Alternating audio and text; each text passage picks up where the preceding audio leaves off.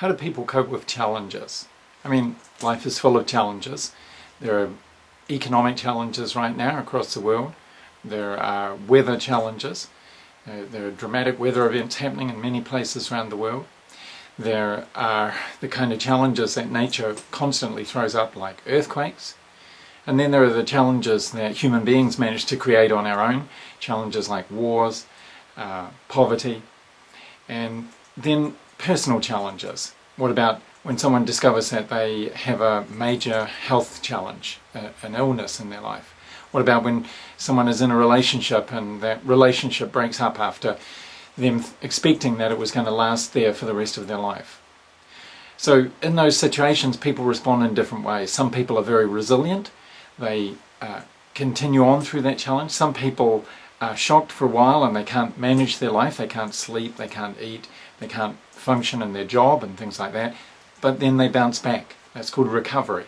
And some people, of course, they get worse and worse after that. And they have what's called chronicity, or they have a chronic problem that continues on. Well, there's a difference between those three responses. And I want to show you that difference. So on the 29th and 30th of June in 2015 in Warsaw, I want to explore with you what are these differences that make the difference between those three groups. And I want to help you to develop your own resiliency skills and help you to be able to work with other people who face any of those challenges in their life. Personal challenges, social challenges, environmental challenges. And what we'll learn about is how do you respond when someone is right in the middle of one of those challenges, kind of the sort of psychological first aid that you would do if you're talking to them at that moment, when you come across someone who's just discovered some bad news. And how do you deal with them in the situation where the crisis is still happening? So you can't actually sort of look back and say, well, that was a bad time, but you're over it now, because they're not over it now, it's still happening. So this would be if you come into a situation where there's been an earthquake, or there's been some kind of environmental crisis, where there's been a challenge in an organisation and the challenge is still there, the company is in the process of downsizing. So how do you respond to people who are still facing the challenge on a day-to-day basis and they don't know how it's going to turn out?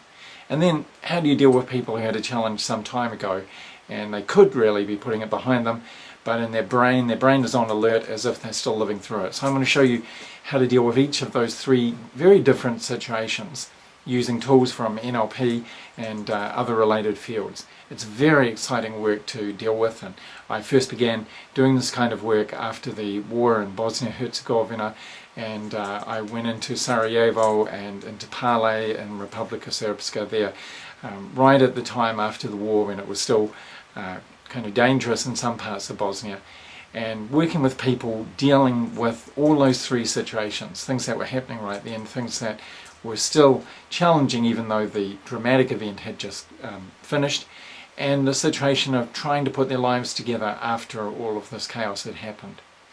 Now, I learned a lot of things there, and I share those with people who are going through things like earthquakes and tsunami, people who are in organizations that are facing some kind of economic crisis. And what I want to do this summer in Poland is show you how to respond to all those situations. This is really core work. I mean, it's really a metaphor for the kind of work that any change agent, any coach, any consultant working in organizations is going to end up doing.